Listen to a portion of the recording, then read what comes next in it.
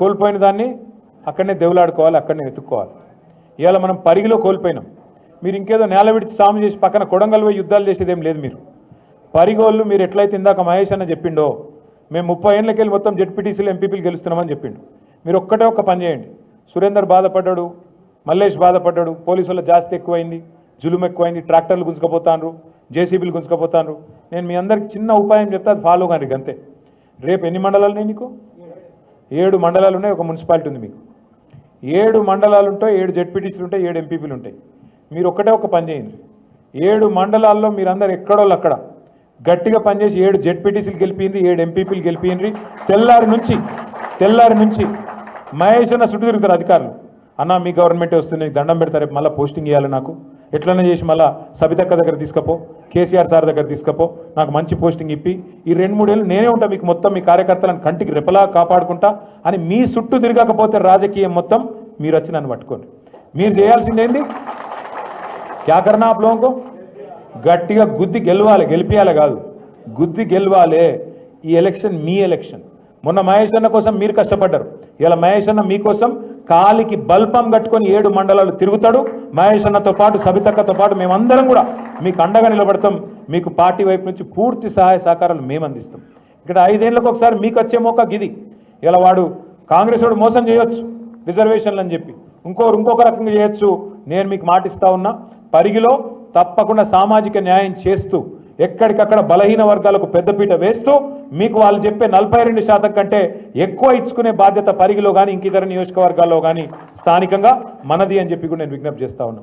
మీరు చేసేది ఒక పని. మీరు దయచేసి నీళ్ళ విడిచి సాము చేయకండి.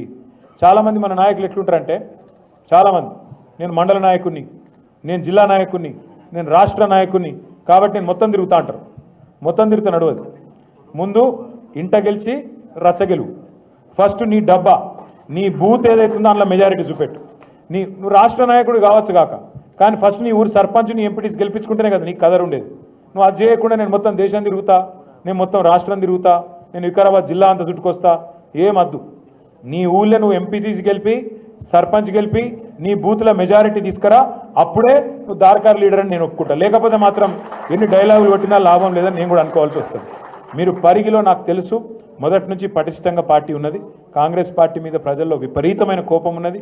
మీరు గట్టిగా అనుకుంటే, మీరు గట్టిగా తలుచుకుంటే ముమ్మాటికి రైతులు, మహిళలు, యువకులు, మైనారిటీలు, మన లంబాడా సోదరులు, దళితులు ప్రతి ఒక్కరు కూడా మనకు ఓటు వేయడానికి సుముఖంగా ఉన్నారు.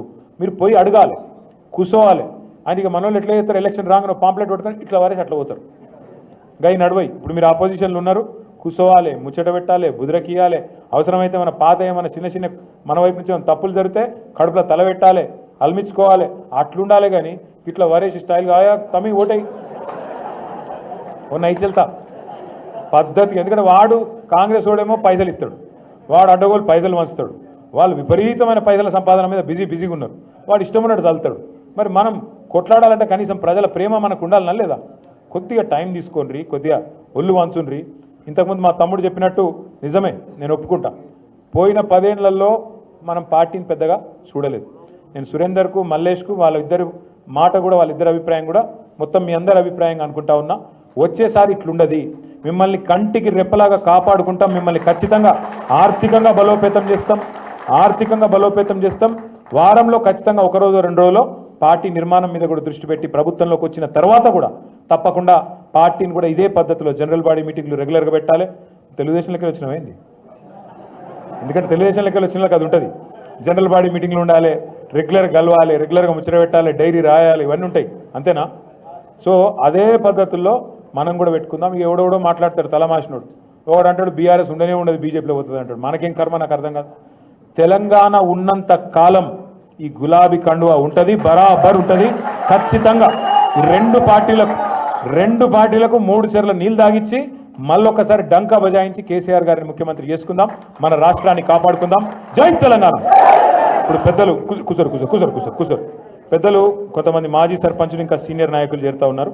పూడూరు సర్పంచ్ నరసింహారెడ్డి గారు, రంగాపురం సూరప్ప గారు,